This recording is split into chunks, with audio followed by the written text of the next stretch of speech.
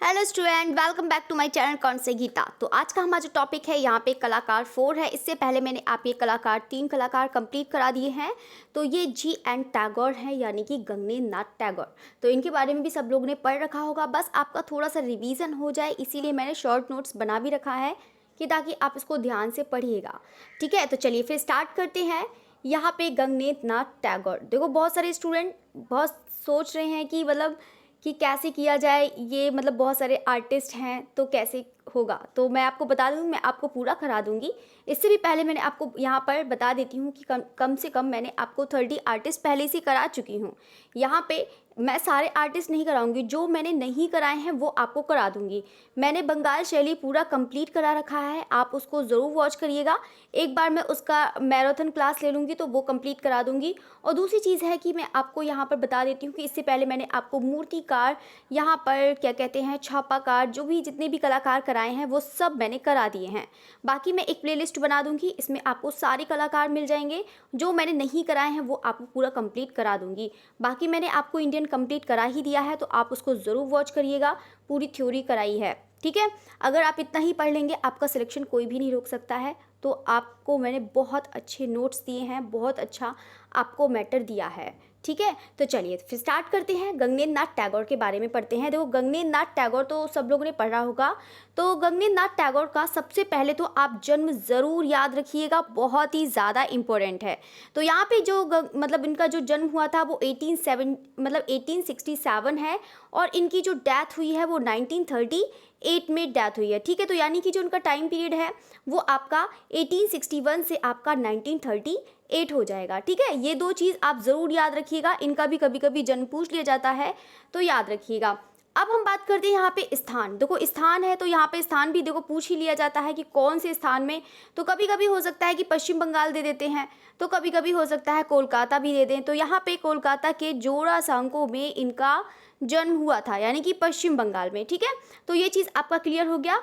अब हम बात करते हैं कि यहाँ पर जो गगनेन्द्र नाथ टैगोर हैं, वो गगनेन्द्र नाथ टैगोर हैं, ये क्या थे, अवनींद्र नाथ टैगोर के बड़े भाई थे और रविन्द्रनाथ टैगोर के जो हैं भतीजे थे, ठीक है। तो यानी कि ये भी बता देते हैं कि रविन्द्रनाथ टैगोर की ही जो ये बड़े हुए थे, जो इनकी शिक्षा हुई थी वो किसकी देखरेख में हुई थी, रविन्द्रनाथ टैगोर की ही देखरेख में हुआ था, ठीक है। तो ये चीज़ क्लियर हो गया। अब हम बात करते हैं यहाँ पे 1905 में यहाँ पे कम से कम यहाँ पे देखो, यहाँ पे 38 की जो ईयर में, जब 38 की वर्ष में इनको उम्र में चित्रण प्रारंभ किया था। यानी कि जब 38 वर्ष के हुए थे तब इन्होंने चित्रण करना प्रारंभ किया था, ठीक है। ये चीज़ क्लियर हो गया। अब हम बात करते हैं कि 1907 में, देखो ये आपको बताना है कि 1907 में यहाँ पर किसकी स्थापना में सहयोग दिया था। देखो जो ये चीज़ है, जिन्होंने सहयोग दिया था, यहाँ पे स्थापना भी करी थी, ये वहाँ के एक निदेशक भी थे, ठीक है। तो वो कौन सा है, तो सभी लोग जानते हैं, Indian society of oriental art, ठीक है। तो क्या हो जाएगा, Indian society of oriental art, ठीक है। तो ये याद रखिएगा, ये बहुत ही ज़्यादा इम्पोर्टेंट है, तो एग्ज़ाम में पूछ लिया जाता है, ठीक है। ओरिएंटल आर्ट हो जाएगा, ये चीज़ आप क्लियर हो गया। और दूसरी चीज़ है कि यहाँ पर इन्होंने साथ साथ में देखो Indian society of oriental art की, तो यहाँ पे ये एक सहयोगी थे, ठीक है, इसमें साथ दिए थे, निदेशक थे, एसोसिएट थे, ये पता है। लेकिन यहाँ पर ये भी बता देते हैं कि इन्होंने बंगाल होम इंडस्ट्रीज एसोसिएशन की भी स्थापना करी थी, ठीक है। किसकी करी थी, बंगाल होम। यहाँ पे सारे स्टूडेंट नोट भी कर लीजिएगा, ये आपके एग्ज़ाम के लिए ज़्यादा अच्छा रहेगा कि एक एक आर्टिस्ट को पूरे एकदम शॉर्ट नोट्स बनाइएगा, कि ताकि एग्ज़ाम में आप लोग रिवीजन कर सकें। आप लोग कितने क्वेश्चन की रिवीजन करेंगे, ठीक है। तो यहाँ पर आप लोग उसको शॉर्ट नोट्स ज़रूर बना लीजिएगा।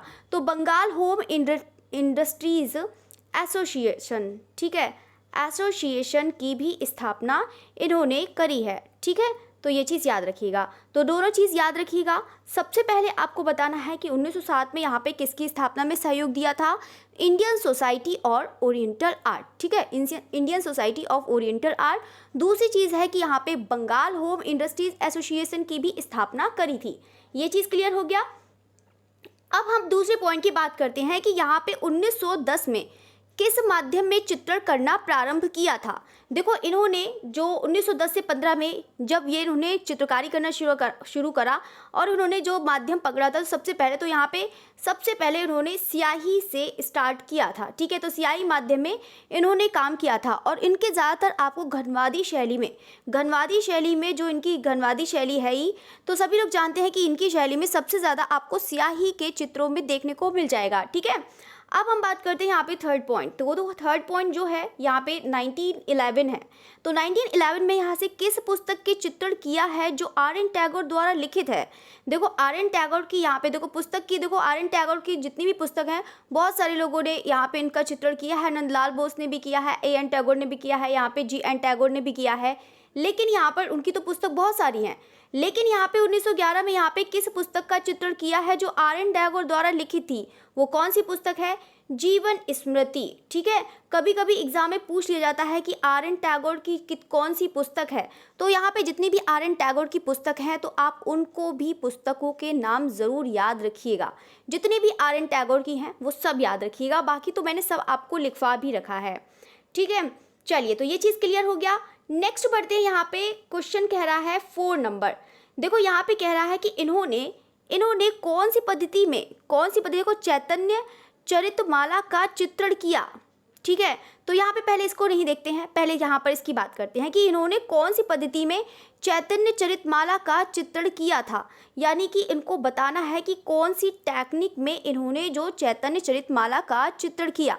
देखो ये तो जो जी.एन. टैगोर थे ये बंगाल शैली के कलाकार नहीं थे, ये बंगाल शैली के इन्होंने बिल्कुल एकदम भिन्न उसमें काम किया था।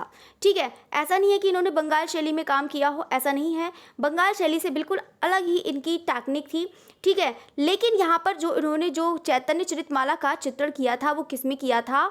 वॉश में किया था। किस में किया था? वॉश चित्रण में किया था। ठीक है, ये चीज़ क्लियर हो गया।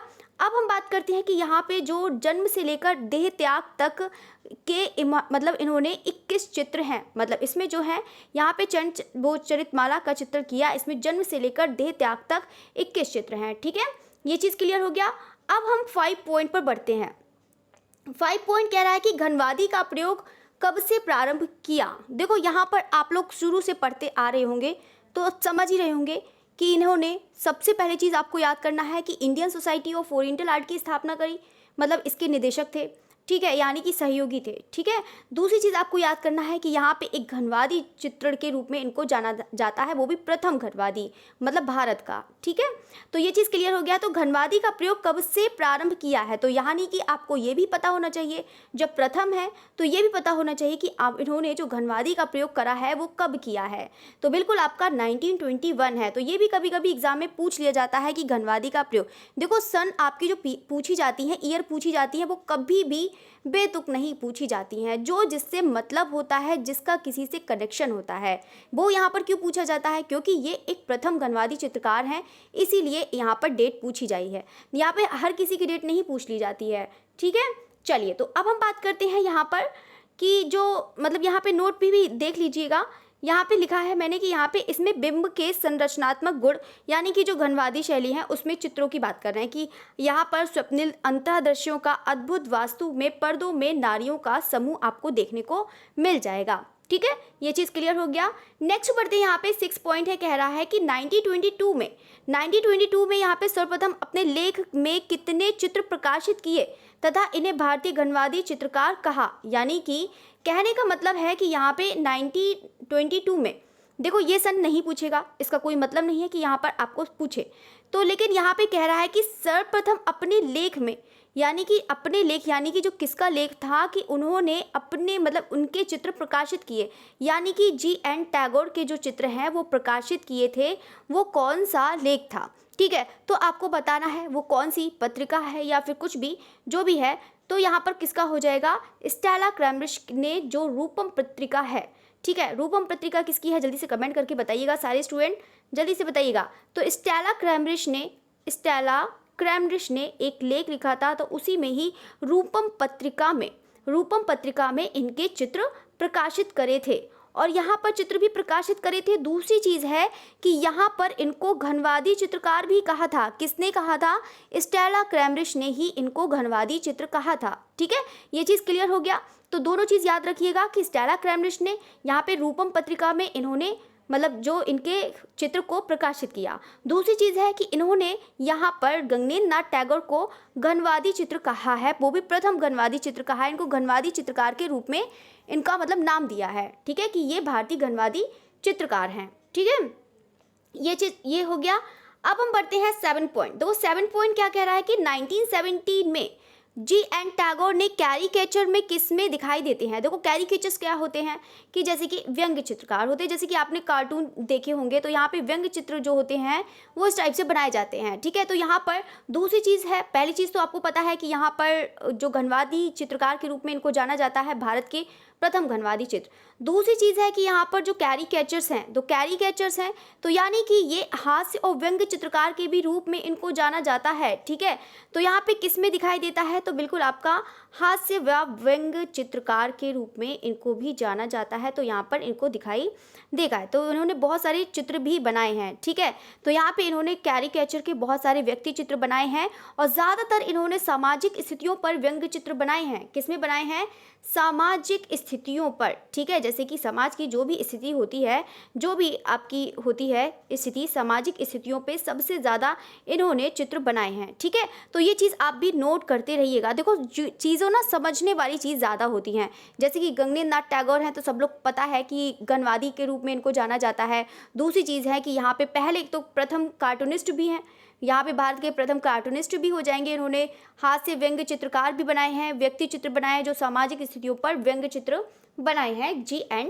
टैगोर ने। ठीक है, तो ये चीज़ याद रखिएगा। चलिए, तो ये चीज़ पॉइंट क्लियर हो गया। सारे स्टूडेंट एक बार कमेंट करके प्लीज़ आप लोग बता दीजिएगा कि आप लोग को समझ में आ रहा है। तो सारे स्टूडेंट को एक चीज़ और बता देते हैं, अगर मान लो 10 बजे क्लास स्टार्ट होती है तो सारे स्टूडेंट बिल्कुल टाइम से ज्वाइन हो जाया करें, कि ताकि आपको स्टार्टिंग से समझेंगे तो ज़्यादा अच्छा रहेगा। ठीक है, चलिए तो 88 की पॉइंट की तरफ बढ़ते हैं। यहाँ पे कह रहा है कि सर्वप्रथम भारतीय विषयों के लिए किस शैली का प्रयोग किया है। तो यहाँ पे सभी लोग जानते हैं कि यहाँ पे सर्वप्रथम जो भारतीय विषयों का, तो यहाँ पे सभी लोग जानते हैं कि G.N. टैगोर हैं, घनवादी चित्रकार हैं। तो यहाँ पे सर्वप्रथम भारतीय विषयों के लिए किस शैली का प्रयोग किया है, तो सभी लोग जानते हैं।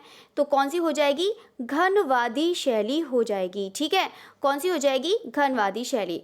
अब हम बात करते हैं, यहाँ पे देखो मैंने नोट में भी लिख रहा है कि ये भारत के व्यंग्य चित्रण के आरंभिक कलाकार हैं, यानी कि शुरुआती वाले जो कलाकार हैं कौन? वो G.N. टैगोर।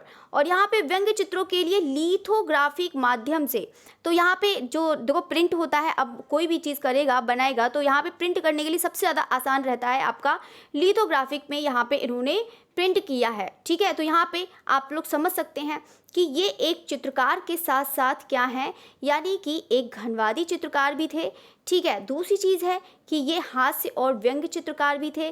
तीसरी चीज़ वो चीज़ है कि ये एक मतलब छापाकार भी हैं। ठीक है, तो ये भी चीज़ याद रखिएगा। ये मत सोचिएगा कि G.N. टैगोर में कभी कभी आपके चित्र ऑप्शन दे दिए जाते हैं, 2-3 ऑप्शन दे दिए जाते हैं, उसमें पूछ लिया जाता है कि कौन चित्रकार है, कौन मूर्तिकार है, कौन छापाकार है। तो ये चीज़ भी याद रखिएगा। तो यहाँ पर आपको ऑप्शन देखने हैं तो आपको पता ही होना चाहिए कि यहाँ पर G.N. टैगोर वो एक छापाकार के भी रूप में आते हैं, एक व्यंग्य, एक कार्टूनिस्ट भी हैं, और यहाँ पे एक घनवादी चित्रकार के भी रूप में इनको जाना जाता है। ठीक है, ये चीज़ पॉइंट क्लियर हो गया आपका। तो चलिए फिर नेक्स्ट बढ़ते हैं हम। नेक्स्ट है यहाँ पर चित्रों का वर्गीकरण। देखो चित्रों का वर्गीकरण जो है, तो इन्होंने अपने चित्रों को 5 वर्गों में बांटा है। अब 5 वर्गों में बांटा है, वो कौन कौन से हैं ये चीज़ बस आपको समझना है कि इनके चित्रों में 5 भागों में इनको बांटा है। सबसे पहले है कि आपको इनके चित्रों में परियों की कहानी और रोमांटिक पृष्ठभूमि में प्रेम संबंधी विषय आपको देखने को मिल जाएंगे। जैसे कि यहाँ पे मैंने 2 पॉइंट्स लिख भी रखे हैं, जैसे कि जीवन स्मृति के चित्र हैं, अर्जुन बा चित्रांगदा है, यानी कि ये चीज़ आपको देखने को मिल जाएगा इसमें परियों की कहानी तथा रोमांटिक पृष्ठभूमि में प्रेम संबंधी विषय। ठीक है, ये चीज़ देख हो गया। नेक्स्ट बढ़ते हैं, यहाँ पे सेकंड नंबर में इनके जो चित्र हैं वो देख लेते हैं कौन है कि G.N. टैगोर हैं। जो G.N. टैगोर ने काले और सफ़ेद रेखा चित्र, यानी कि जो काले और सफ़ेद रेखा चित्र का लिथो माध्यम से अब प्रिंटिंग करा है, तो यहाँ पे कलर प्रिंटिंग नहीं करा है, लिथो माध्यम से इन्होंने यहाँ पर तो लिथो माध्यम में यहाँ पर सामाजिक व्यंग्य चित्र बनाए हैं। ठीक है, ये चीज़ तो मैंने आपको बताया ही था कि इनके जो चित्र बने हैं वो सामाजिक स्थितियों पर इनके व्यंग्य चित्र बने हैं। जो कैरिकेचर हैं उनके व्यक्ति चित्र बनाए हैं, हास्य तथा व्यंग्य चित्रकार के रूप में इनको बनाया गया है। ठीक है, तो जो बनाया है इन्होंने इसी के अंतर्गत आ जाता है। तो यहाँ पे रविन्द्रनाथ टैगोर हैं एवं जगदीश चंद्र बसु के व्यक्ति चित्र। तो ये है कैरिकेचर व्यक्ति चित्र हैं। यहाँ पर आप देख सकते हैं रविन्द्रनाथ टैगोर और जगदीश चंद्र बसु के व्यक्ति चित्र। ठीक है, तो अब हम देखते हैं इनके जो थर्ड पॉइंट है, यहाँ पे तीसरे नंबर में इन्होंने दो क्या दिखाया है, वातावरण यानी कि एटमॉस्फेयर को भी दिखाया है इन्होंने यहाँ पे, और मौसम को भी दिखाया है। ठीक है, वेदर और एटमॉस्फेयर दोनों ही दिखाए हैं इन्होंने। कि अब कौन कौन से दिखाए हैं, तो यहाँ पर आप लोग चित्र देख सकते हैं कि रात्रि में दुर्गा पूजा का जुलूस है, आनंद व मौज भरे उत्सव हैं, मंदिर व धर्म स्थलों में उमड़ती भीड़ है। ठीक है, तो ये चीज़ आपको क्लियर हो गया कि यहाँ पर उन्होंने, आप लोगों ने देखा कि मतलब काले सफ़ेद में रेखा चित्र बनाए हैं, कैरिकेचर व्यक्ति चित्र भी बनाए हैं, आप लोगों ने देखा। दूसरी चीज़ है कि आप लोगों ने देखा कि वातावरण और मौसम संबंधी इन्होंने चित्र बनाए हैं। ठीक है, अब हम बढ़ते हैं यहाँ पे जो 4 नंबर है। तो 4 नंबर में कह रहा है, यहाँ पे इसको ऊपर कर लेते हैं तो अच्छे समझ में आएगा।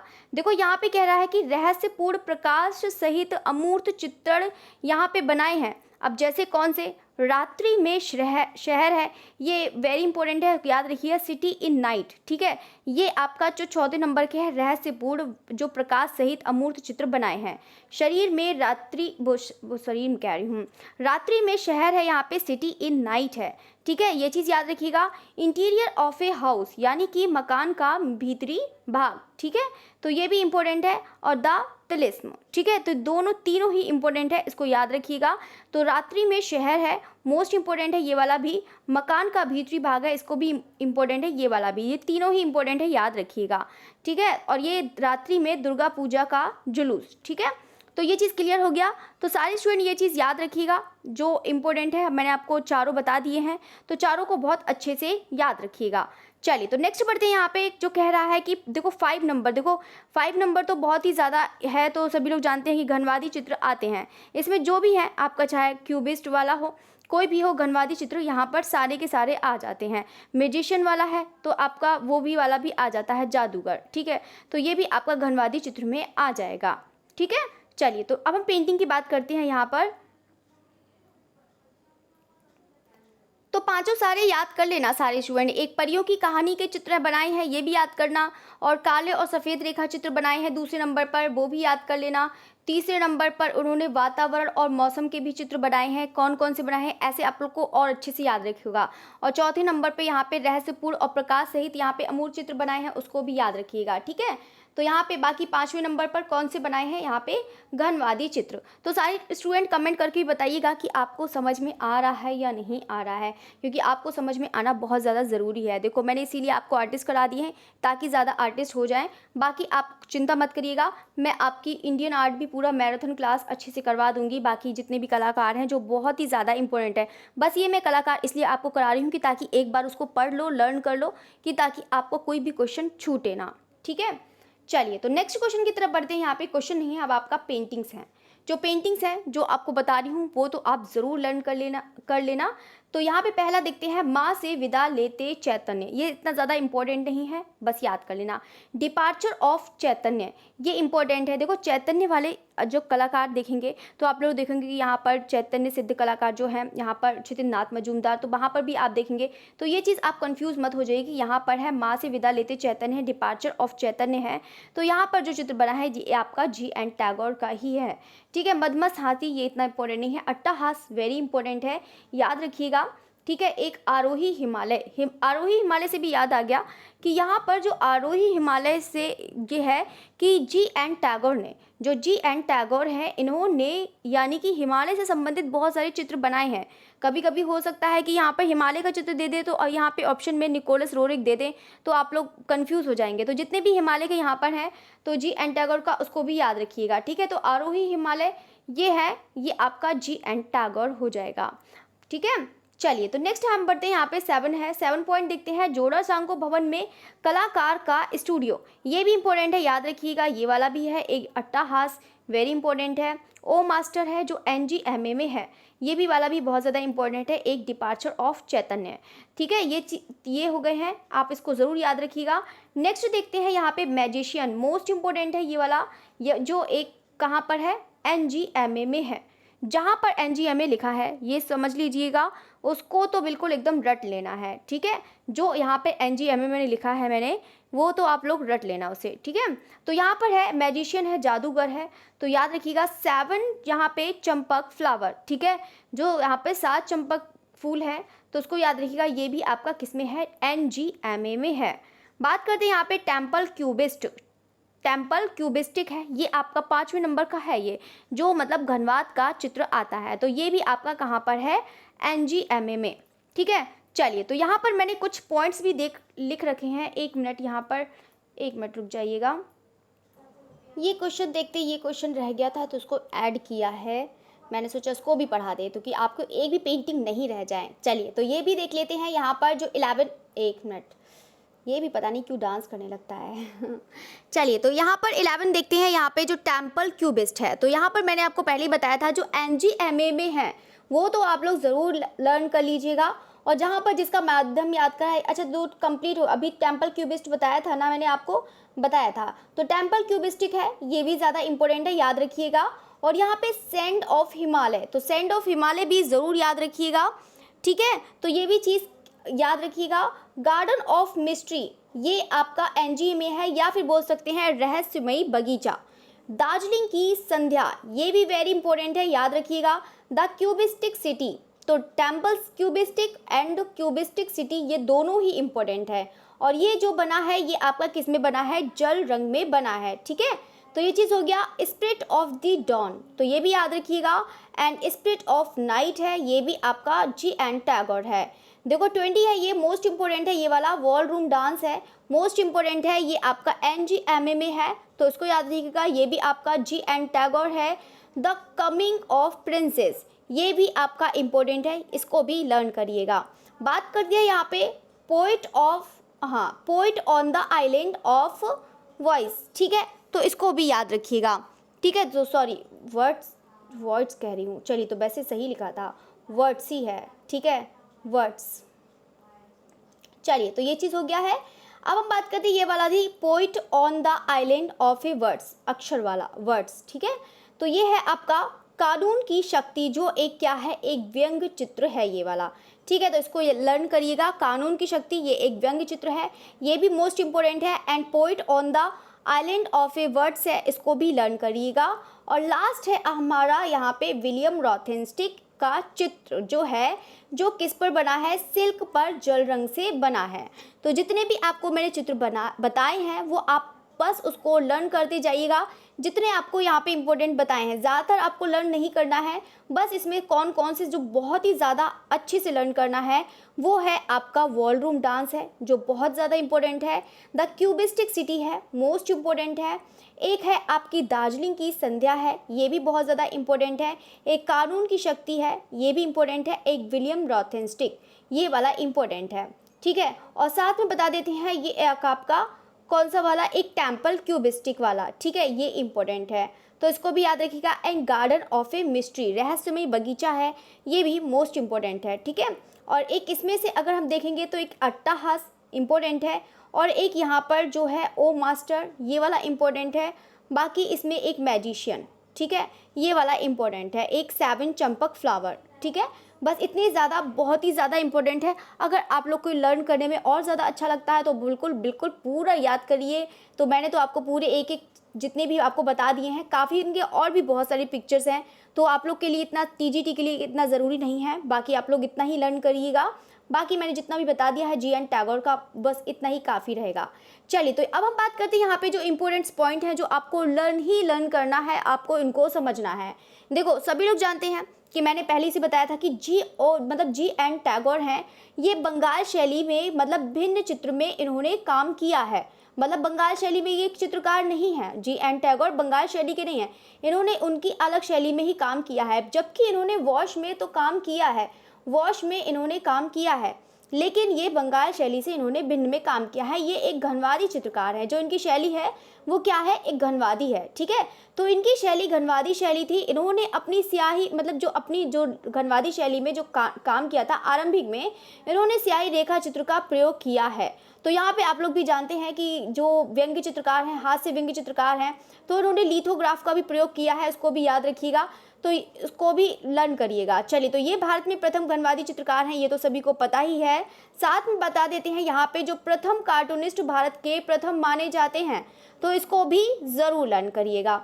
बाकी हास्य व्यंग्य चित्रकार के रूप में भी इनको जाना जाता है। और साथ साथ में बता देते हैं कि यहाँ पर जो मतलब प्रिंटिंग में मतलब जो छापाकार हैं, तो उनको रूप में भी इनको जाना जाता है। तो आप लोग देख सकते हैं, इतना पढ़ने के बाद आपको पता चल गया होगा कि जो G.N. टैगोर हैं, एक भारत के प्रथम है घनवादी चित्रकार हैं, और इवन भारत के प्रथम कार्टूनिस्ट भी हैं। और साथ साथ में इन्होंने जो व्यंग्य चित्र बनाए हैं वो लिथो प्रिंट में बनाए हैं, इसको भी याद रखिएगा। तीसरी चीज़ है कि यहाँ पर जो उन्होंने बताए हैं चित्र, जो 5 तरीके से अपने चित्रों में बांटे हैं, वो चीज़ मैंने आपको बता दिया है। और बाकी Indian society of oriental art की स्थापना करी है, वो भी याद रखिएगा। बाकी बंगाल होम इंडस्ट्रीज़ एसोसिएशन की भी स्थापना करी है, वो भी याद रखिएगा। बाकी इन्होंने जो चित्र बनाए हैं उसको भी याद रखिएगा। बाकी जो G.N. टैगोर में बनाए हैं जीवन स्मृति पर चित्र, उसको भी लर्न करिएगा। बाकी जो हास्य व्यंग्य चित्र के बनाए हैं, जो चित्र बनाए हैं वो किस में बनाए हैं, सामाजिक स्थितियों पे बनाए हैं, वो भी लर्न करिएगा। बाकी G.N. टैगोर से इससे ज़्यादा कुछ भी नहीं आएगा, वो मैंने आपको पूरा कंप्लीट करा दिया है। बस जो आपको बताती जा रही हूँ आप उसको लर्न करते जाइएगा, आपका सिलेक्शन पक्का रहेगा। ठीक है, अगर मेरे जितना भी मैंने आपको करा दिया है, अगर एक भी बाहर जाए तो आप कहिएगा, एक भी क्वेश्चन आपका बिल्कुल बाहर नहीं जाएगा। ठीक है, अगर आप लोग आधा घंटा भी टाइम दे देते हैं यहाँ पर तो बहुत आपके लिए सही रहेगा। ठीक है, ये मत सोचिएगा कि अब अगर ये टाइम आपका वो वाला टाइम नहीं है कि मिक्स प्रैक्टिस सेट करते जाओ। अब आप लोग का ये टाइम है कि 3 महीने में पूरा सिलेबस पूरा टॉपिक वाइज ख़त्म करिए, आपका ये टाइम है। तो अच्छे से पढ़िएगा, अच्छे से मेहनत करिएगा, सिलेक्शन ज़रूर मिलेगा। ठीक है, जो मेहनत करेगा उसे तो मिलेगा ही मिलेगा। ठीक है, चलिए, तो फिर आपकी क्लास यहीं पर ख़त्म होती है। सारे स्टूडेंट से रिक्वेस्ट है कि सारे स्टूडेंट लाइक ज़रूर करिएगा, शेयर तो करते ही नहीं हैं तो करिए भी, उसको भी करिएगा, और साथ साथ में कमेंट भी करिएगा। देखो बहुत सारे स्टूडेंट कमेंट भी करने लगे हैं, मुझे बहुत अच्छा लगता है।